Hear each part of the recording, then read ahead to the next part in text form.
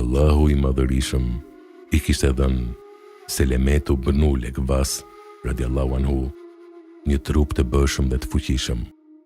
Ai se mund të sulmonte i vetëm një ushtri, dhe kishte mundësi edhe ti mund të ata. Ishte shumë i shpejt, i fuqishëm, me trup të formuar, dhe ecste me hapa të gjerë. Në ditën e marrëveshjes së Hudejbijes, kur të deleguarit të vinin njëri pas tjetrit e i dërguari Allahut sallallahu alaihi wasallam për të përgatitur marrëveshjen e pritshme me parinë e Mekës, atij ndodhi një ngjarje e çuditshme. Në kohën e pushimit të drekës, Seleme shkoi tek një pemë për të qëndruar në hijen e saj.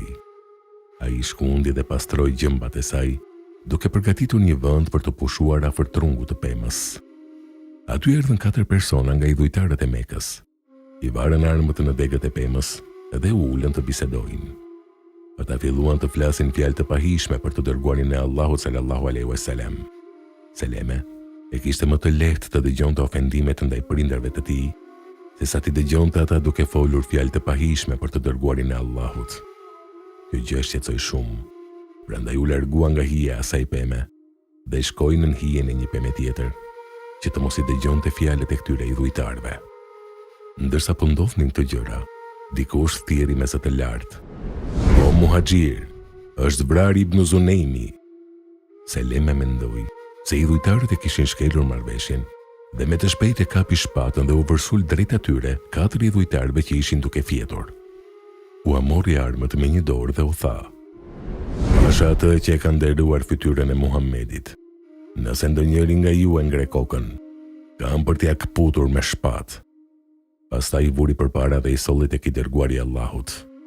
Pak më pas, erdhi edhe xhaxha i tij, Hamiri, që i kishte vënë përpara 90 idhujtar, të cilët ishin përpjekur t'i provokonin muslimanët, dhe i solli para të dërguarit të Allahut sallallahu alaihi wasallam.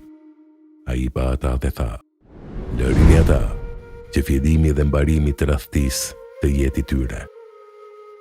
Pas i dërguari i Allahut i fali dhe i lejoi të largohen. Nga kjo histori përfitojmë disa mësime të rëndësishme. Askush nuk e ka dashur më shumë të dërguarin e Allahut sallallahu alaihi wasallam se sa shokët e tij. Sytë e tyre u ndriçuan nga pamja e fytyrës së tij. Veshët e tyre u kënaqën nga dëgjimi i fjalëve të tij. Ata e shoqëruan atë në të gjitha gjendjet e jetës, dhe dashuria për të u ambushi zemrën dhe u bë pjesë e mishit dhe e gjakut të tyre. E si mund t'i duronte Seleme fyerjet e atyre idhujtarëve ndaj të dërguarit Allahut, duke qëndruar në hijen e të njëjtës pemë me ta. Sa shumë dhimbje të brendshme ka përjetuar ai, e sa shumë ka rrahur zemra e tij nga zemrimi ndaj asaj që po dëgjonte. Megjithatë, ai e mbajti zemrimin dhe i kontrolloi ndjenjat e tij pa bërë asnjë reagim emocional, edhe pse ishte në kulmin e rinisë në të 20-tat. Ai u largua nga hija që kishte përgatitur për të pushuar për vete dhe u vendos diku tjetër larg tyre, që të mos shqetësohej më nga ato fjalë që nuk i duronte dot. Atë nuk e pengoi as pamundësia dhe as dobësia për ta shfryrë ndaj tyre zemrimin që ndjente në zemër, sepse ai kishte zemër të guximshme, fizik të fortë dhe shpejtësinë e duhur. Por ai tregoi vetë kontroll të plotë ndaj ndjenjave, larg veprimeve që mund të sillnin pasojat pa menduara. Ai e duroi dhimbjen e shpirtit me vetëdije të plotë, aqse edhe kur e dëgjoi thirrjen që nënkuptonte se ata kishin treguar pabesi ose kishin vrarë dikë, përsëri nuk nxitoi t'i vriste ata, edhe pse i kishte të gjitha mundësitë për ta bërë këtë. Ata ishin të parëmathosur, po flinin gjumë dhe nuk ishin të përgatitur për luftë. Prandaj u mjaftua vetëm me dërgimin e tyre para të dërguarit të Allahut sallallahu alaihi wasallam, që ai, si prijesi muslimanëve, të vendoste se çfarë duhet bënin me ta. Seleme, radiallahu anhu, nëpërmjet këtij veprimi u dha gjithë muslimanëve një mësim të mrekullueshëm në disiplinë, në drejtimin e ndjenjave dhe kontrollin e emocioneve, duke mos rënë pre reagimeve emocionale të pallogaritura dhe të papjekura, me gjithë nxitësit dhe provokimet e forta.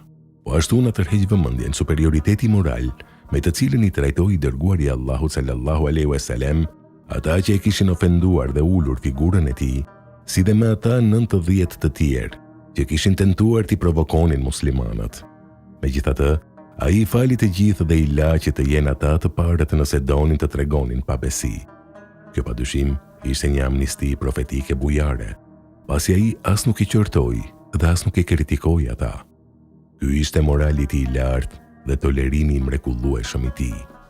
Pejgamberi sallallahu alaihi wasallam kishte para vetes një objektiv të madh dhe të qartë, që ishte realizimi i marrëveshjes së paqes mes tij dhe Parisë së Mekës. Për këtë arsye, ai nuk lejoi që provokimet e përsëritura nga ana e barinëve idhujtar t'i pengonin përpjekjet e tij ose t'i ndryshonin orientimin e objektivit. Ai ishte më i fortë se të gjitha këto provokime. Prandaj u kushtoi rëndësi ai sa u takonte sipas rrethanave, duke qëndruar i vendosur në realizimin e objektivit të tij final. Pal kësaj vendosmërie, çdo gjë u realizua sipas asaj që dëshironte i dërguari i Allahut sallallahu alaihi wasallam. U realizua marrëveshja, u shkrua karta dhe u realizua fitoria e madhe dhe profeti u kthye në Medinë, ndërkohë që ju shpallën ajetet ku Allahu i Madhërisëm thotë: Ne të dham ty një fitore të qartë.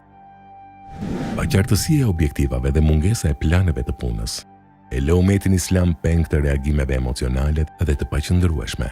Reagimi individual dhe i pastudiuar ka mundësi që të pengojë një udhtim të nisur mirë dhe mund t'i çojë dëm disa shanse dhe mundësi madhështore dhe të bëjë të dështojnë edhe objektivat e mëdha.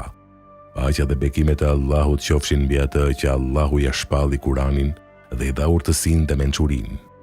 Ai ja jep urtësinë të kuptuarit e Kur'anit kujt të dojë, cili të do që i është dhënë urtësia, vërtet që i është dhënë një mirësi e madhe.